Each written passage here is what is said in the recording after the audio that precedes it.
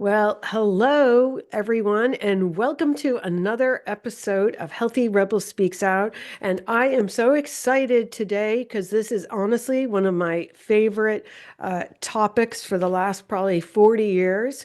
And we have a guest. Her name is Dr. Mary Alice Mina, a Harvard trained double board certified dermatologist and dermatologic surgeon with over 15 years experience.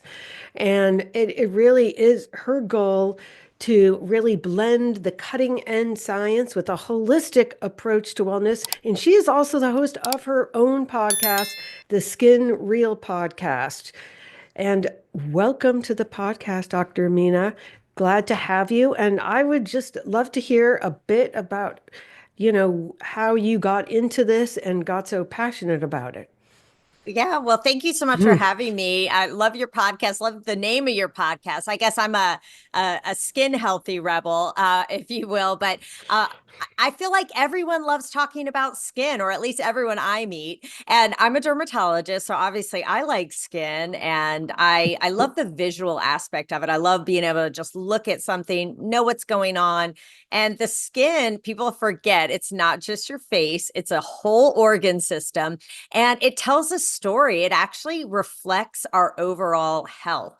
I can look at people and tell whether they have diabetes or are predisposed to that, or whether that they have maybe some lung issues. So there are clues that our skin produces that are windows into what could be going on internally. So I just think that's a really cool thing about the skin.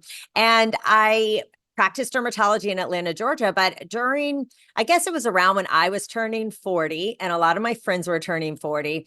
A lot of people were asking me questions. They were kind of feeling insecure about things that they were noticing. And I have to be honest, I was as well. I was looking in the mirror thinking, my skin wasn't quite so loose before and noticing some differences. And what I realize is there's just not a lot of good skin health information out there. There's a lot of marketing, there's a lot of promoting and selling of products and consumerism, but where were the dermatologists giving really great skin information? And so that's when I started my podcast, The Skin Reel. And it's been a ton of fun. I love it. I learn stuff every time I record an episode. And I hope it brings a lot of value to people because I do think this is an area where, especially women, have a lot of interest. They want to know what's going on, what they can do. And it's super overwhelming out there, just like with the diet and exercise culture, right? Oh, I could not agree with you more as much because it's overwhelming and everyone, who is obviously struggling or wants to fix something with their skin and you just look at the bottles and it's like 10 Right. different products and all of that. But that's not your philosophy, right? As far as using 10 different regimens to prepare yourself. Yeah, absolutely not. And in fact, people always ask me, what do I do for my skin? They want to know. And when I tell them, it's like they think I'm gatekeeping or holding something back because it's incredibly basic, but it's consistent and it's effective. And that's really what matters. But it's hard to not. I mean, even I get sometimes I'll be scrolling, or if I'm at a store, I'm like, oh, really? Like, let me look at this ingredient. Maybe I need to learn about it. And I just keep, I'm not against evolving, right? When new things come out and everything. But Sure. unfortunately, it seems like everything's being hyped and, oh, you got to buy this, you got to do that. And I don't have time for a ridiculous skincare routine. And you don't need to. So I just want to put that message out there that it's really more important what you're using and being consistent than the volume of products. So if you had to hone in on what do you think like the biggest myth, the biggest hyped ingredient that people are, they're trying to sell you versus what really works. I would say it's not really an ingredient, but one of the things that I think is overhyped is all the at-home devices, from hair removal to peels to microneedling to these little muscle stimulators.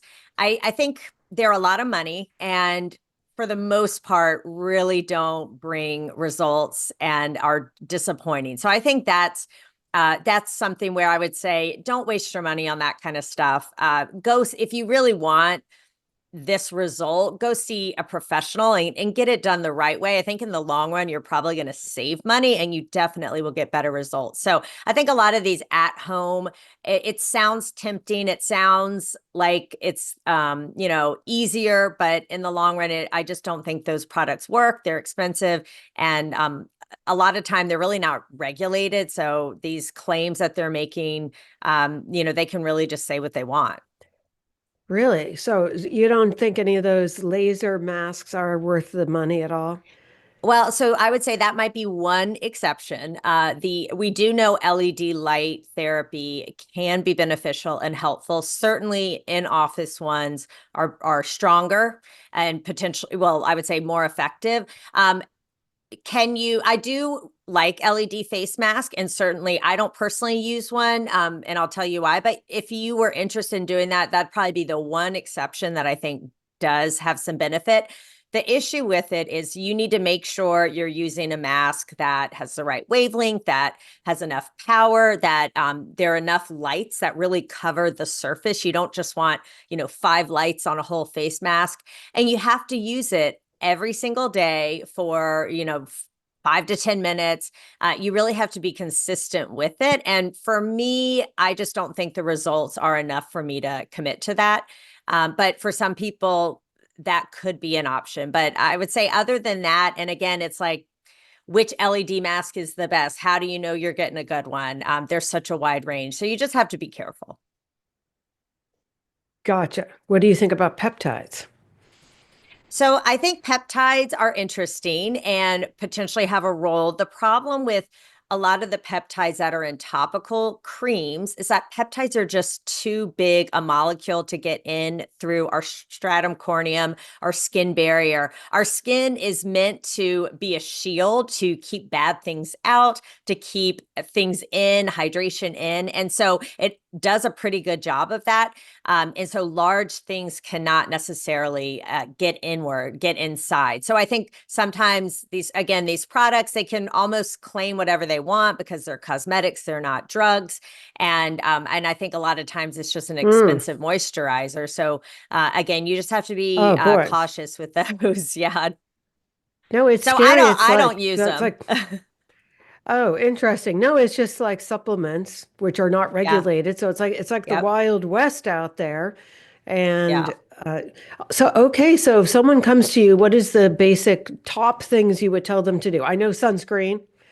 That Yeah. I know. So the top things that you really need are a gentle cleanser, a moisturizer, and sunscreen. That's like the bare minimum basic. If that's all you want to do, you've got to do sunscreen. I can't believe that there's so much controversy around it right now when we have such overwhelming data to show not only is it responsible for the most common cancers out there, which are so preventable: basal cells, squamous cells, some melanomas, Merkel cells have a strong relationship to the sun. And I think we'll see more of those.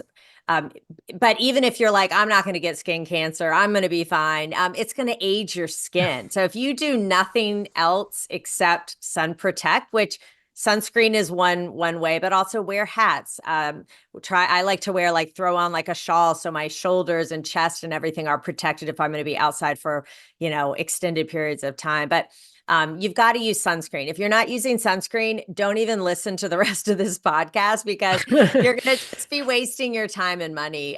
So that's a must. And really all skin types. I think there's a misconception that, well, I have darker skin or I tan really easily, but I'll say a tan is a sign of sun damage. That is your body's response to damage from UV radiation. So I know we think, oh, that looks so beautiful and healthy, but really, if you are getting tan, your body is responding to sun damage.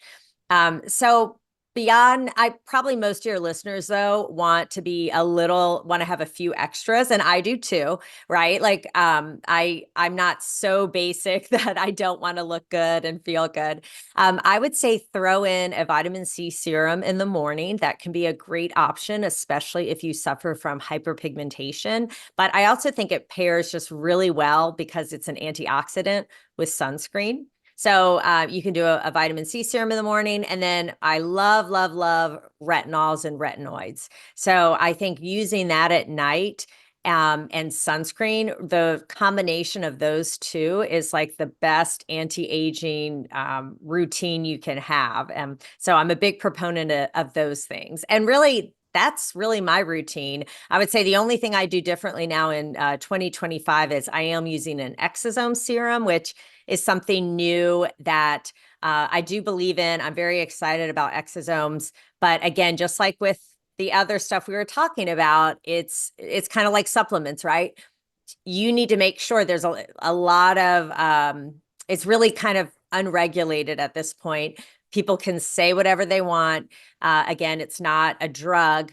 So you have to be careful that you're not just spending a lot of money on a moisturizer. You want to make sure you're getting a product that really does have the exosomes and the message that you want, like rejuvenation. So uh, that's really Can you my explain skincare what routine. they are? Could you explain Yeah, what the yes. exosomes are? Have you heard of exosomes, Bonnie? Yeah, I'm Yeah, familiar with them, yeah. so but I'd like you So to explain it. Yeah. yeah, I do feel like people are starting to hear about them. And I think this is an area where, in all fields of medicine, we're going to see a lot of development. So we used to think stem cells were the holy grail of everything, creating new tissue, creating new organs, healing, anti-aging. And what we realize is that it's very difficult to actually acquire these stem cells that can become any cell in the body. But what we have been able to grasp more easily are the messages that these stem cells produce. And exosomes are, think of like a little envelope. Exosomes carry that message to other cells. And so what we really want, or what's I think going to take off more than really stem cells, is packaging the right message in an exosome and then delivering it, say, for example, to our skin. And there are some exosome companies that have really good data and science backed showing improvement in hair regrowth, potential reversal of grain of the hair, which is something I care about. Really? And yeah, and also sort of healing, collagen boosting, anti-aging, things like that. And so I'm excited about exosomes, but again, there are also a ton of companies out there saying that they Oh have yeah. exosomes in their product. And just because it says exosomes, it doesn't really tell you anything, because the exosome is just the carrier, right? What matters is what's in that message, because you could have an exosome that carries the message to cells to die, to cause cancer, to produce inflammation, right? So you want to just because something says exosome, you got to dig a little bit deeper. Well, where are these exosomes from? What's the signal that it's carrying? Things like that. So that's why I sort of caution to recommend, hey, everyone go out and buy exosomes. But I would say, talk with your dermatologist. They can help guide you to companies that are that have better data and science behind them. Yeah, no, that is really important because again, like I said, it's crazy out there. Anyone can say anything, but that's Yeah. exciting. But also how, I mean, I've noticed big time, obviously, how my skin has changed over the past decades, and certainly now going into my mid 50s. Because the one thing you didn't mention in the skincare routine, which I think is a challenging area, the eyes and the neck, no man's land. Yes. Oh yeah. And I will tell you, then it seems like the neck is one of the first places we notice it. I mean, that's where I've been noticing it. So that is real. And yes, and it's, I'll tell you why. It's because the skin around our eyes and our neck is more delicate than the rest of our skin. And I also think neck, if anyone listening is like me, I was really good with my skincare on my face, and then I just kind of stopped at my chin and didn't carry it down. So if anyone out there is 20 or 30s, include your neck in your skincare routine and with sunscreen and all of that stuff, because prevention is key. And if you can sort of stave off some of these effects, that will be really helpful, because it's way harder to fix them once they've happened. Yeah, so no, it is. yeah, maybe talking about that a little bit more, just the whole idea of prevention versus what all people come in to see you with. Of course, the Right. biggest thing that people don't realize, I think, that dermatologists are almost like an oncologist in how much cancer you guys find, right? Oh my gosh. Yes. And I'm maybe a little biased because in my practice, I do treat a lot of skin cancer. And I'll say the number one thing my patients tell me, and a lot of them are in their, 70s, 80s, 90s. I even see 100-year-olds now. They'll tell Wow, me, I wish I had known. I wish I had known about sun protection.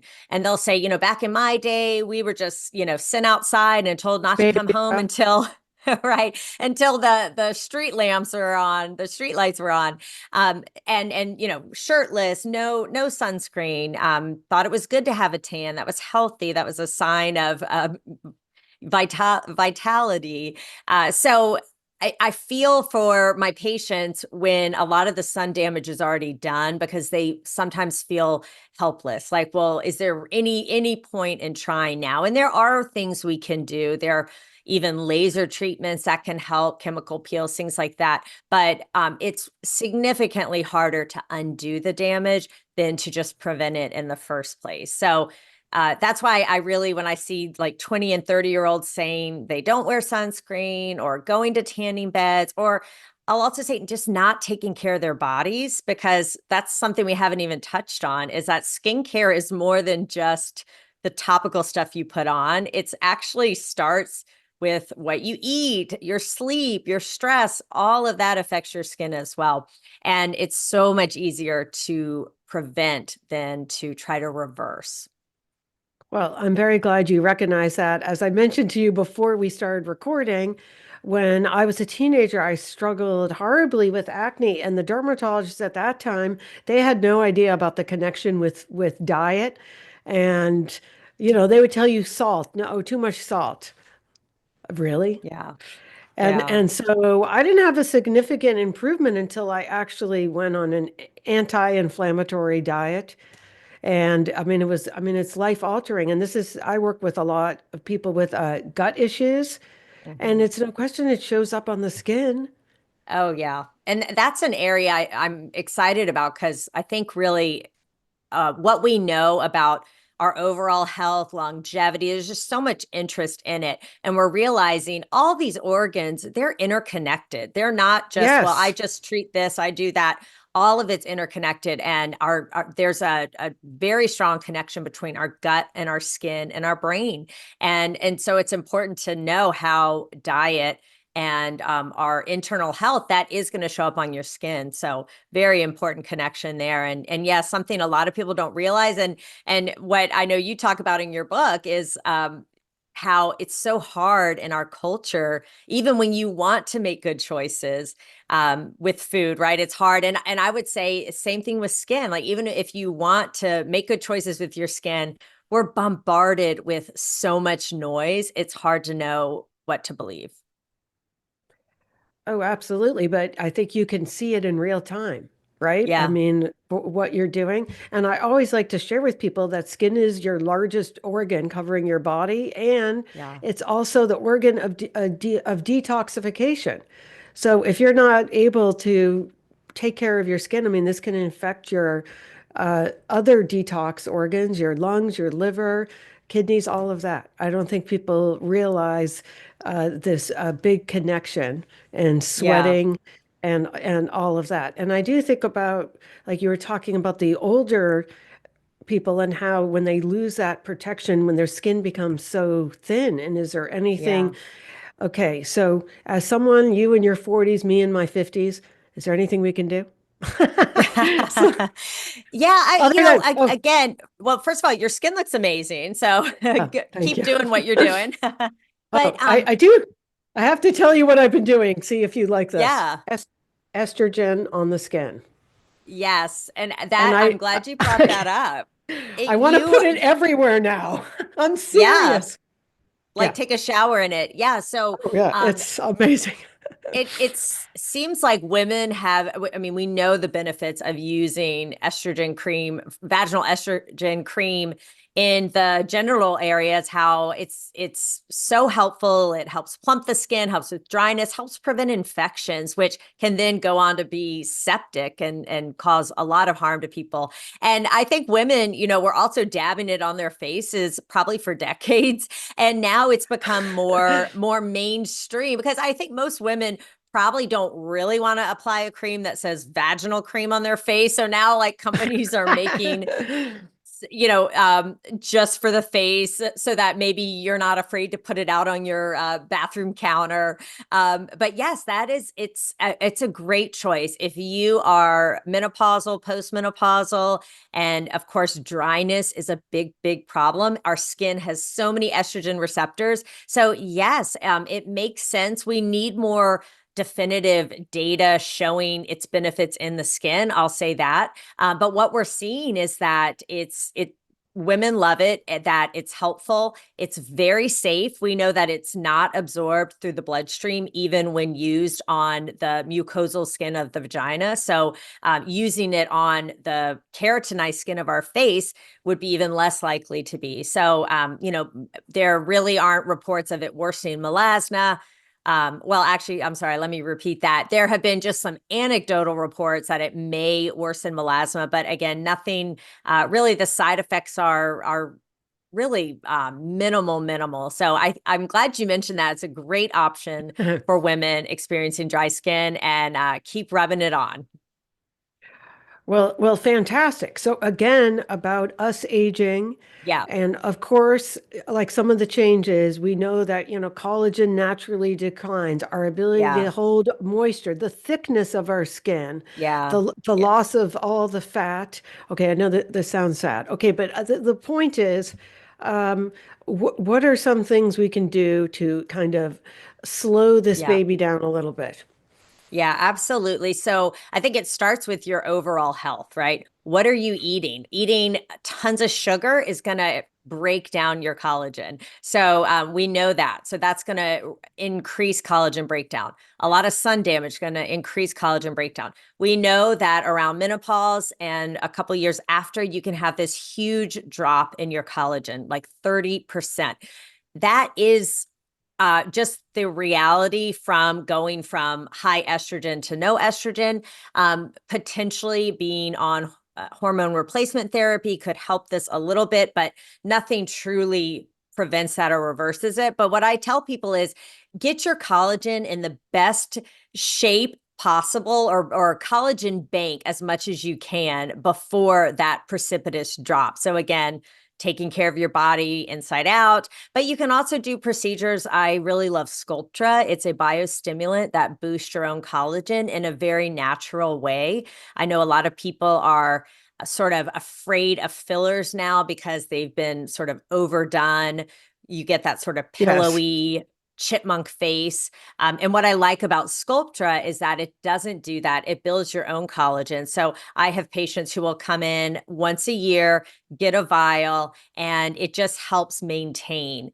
Using a retinoid, that's a big collagen booster. It's super powerful.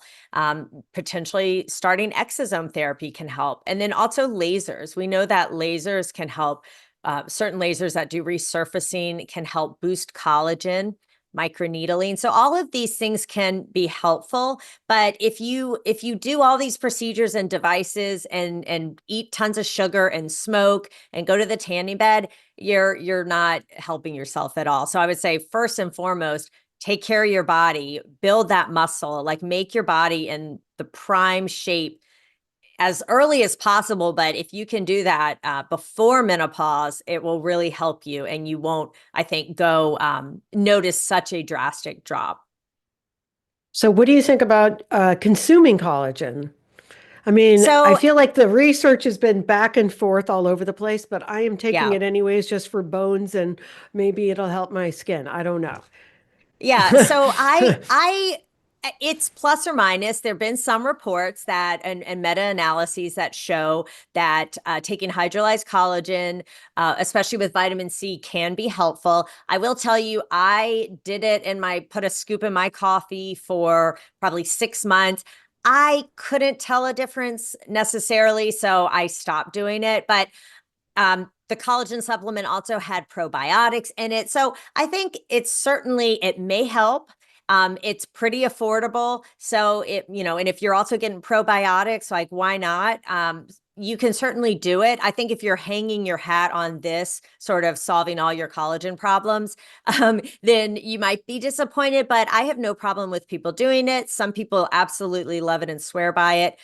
Data's mixed, but if you do it and you like it, go for it. Yeah, I think why not just an Right. extra security?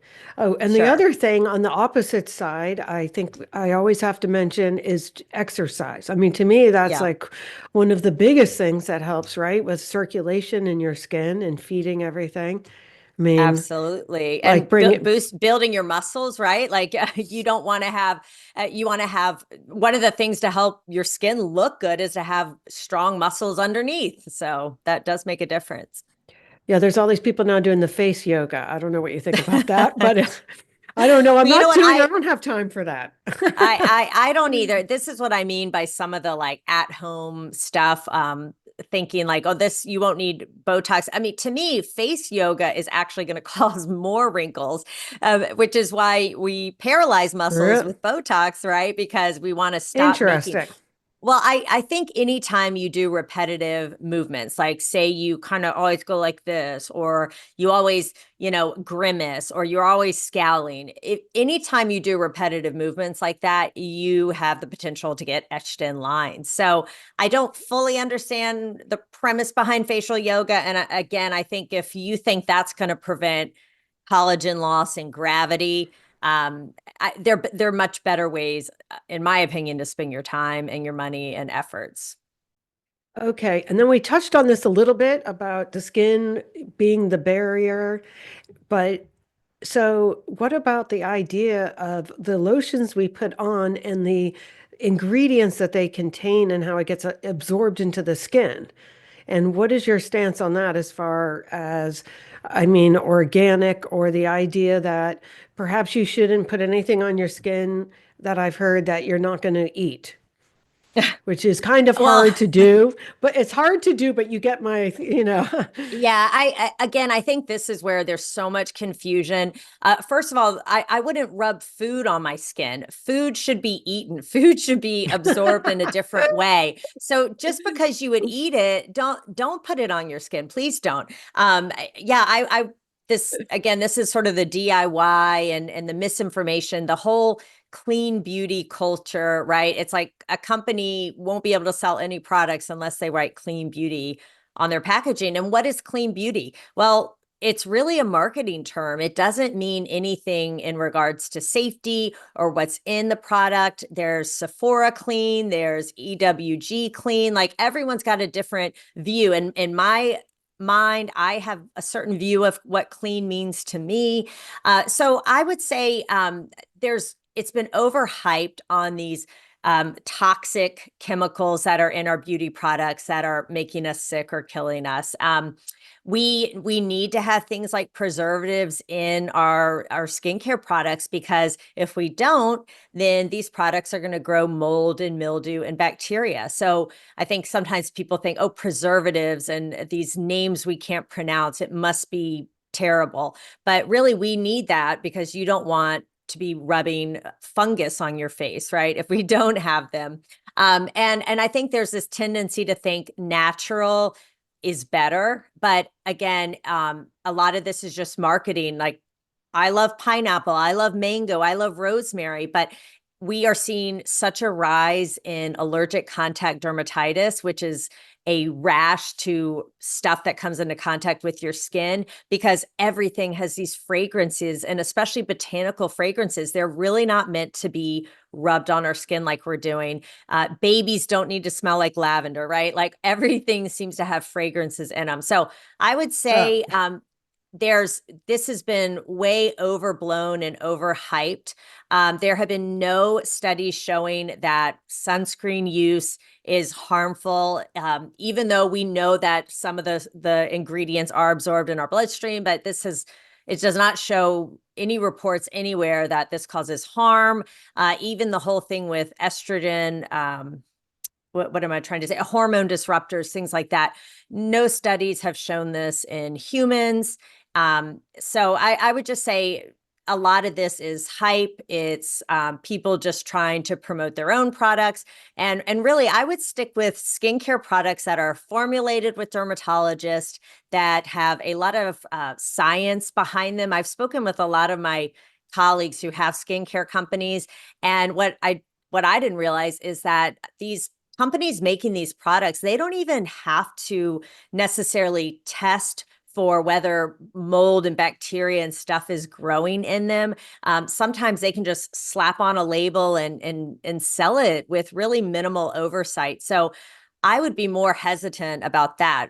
I buy my It's skincare products at the crazy. drugstores, but I use Really. companies that I know research. They do clinical trials, and really, it's almost like less is more. I don't have fragrances in my products, but I make sure that the actives I want are in there. So I think that's more important.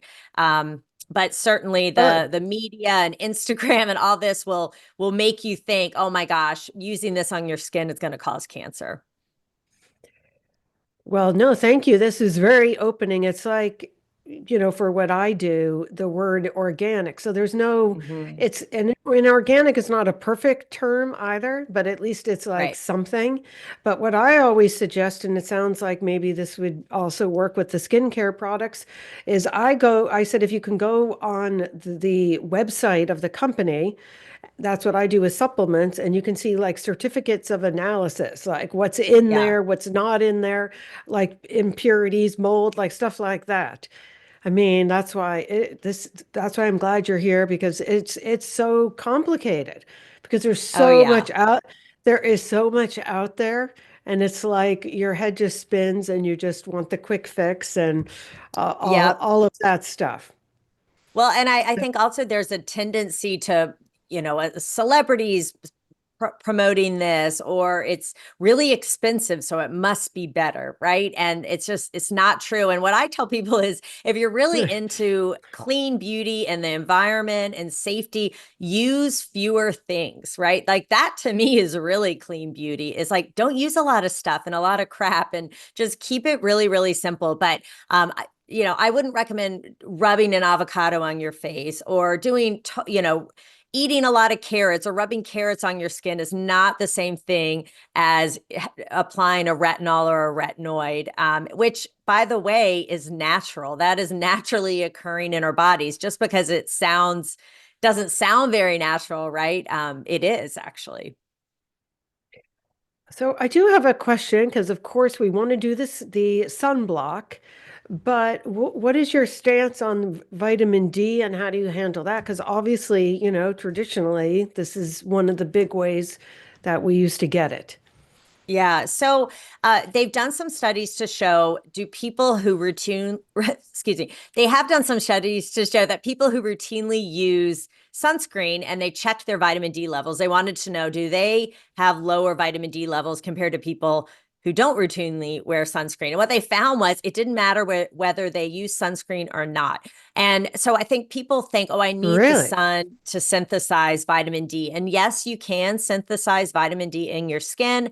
For someone who is more of our complexion, we can probably synthesize the amount that we need pretty quickly, if on a sunny day. And again, I'm telling you, people, even myself, we do not apply sunscreen as thickly as we should. And we definitely miss places. There's parts of our skin will see the sun that we forget to apply sunscreen. So, and then people who have darker skin have a much, much harder time synthesizing it in the skin. And they are actually more likely to have low vitamin D levels, or people who live in climates where the sun is not out for very long in the wintertime, things like that, versus someone who lives in Atlanta or Florida where it is sunnier throughout the year. So my recommendation is to get your vitamin D levels checked. Vitamin D is very important, and you want to make sure that you are not deficient, because we are learning a lot about vitamin D and how important it is with our immune system and health. And I would see what your levels are first, and then I would supplement with a daily supplement. And like to your point, like make sure it's certified and that you're really getting the vitamin D Sure. in there, but it's much, much healthier to supplement and to say, well, I'm just going to get a lot of sun or I'm going to go tan or whatever just to get vitamin D. You probably still will be vitamin D deficient, and you're increasing your risk of a lot of other harmful things. So get your levels checked and then supplement if you need to.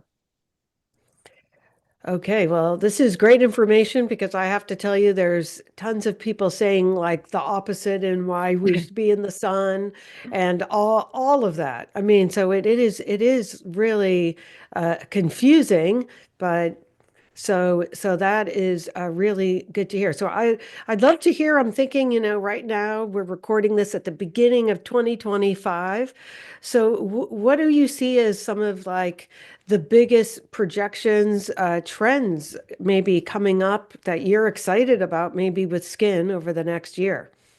Yeah, so I a lot of things I think are exciting. I'm very excited about exosomes. I think we're going to see the benefits of these. People are looking at possibly injecting them, um, the benefits with hair regrowth and also wound healing. So I think exosomes are really exciting.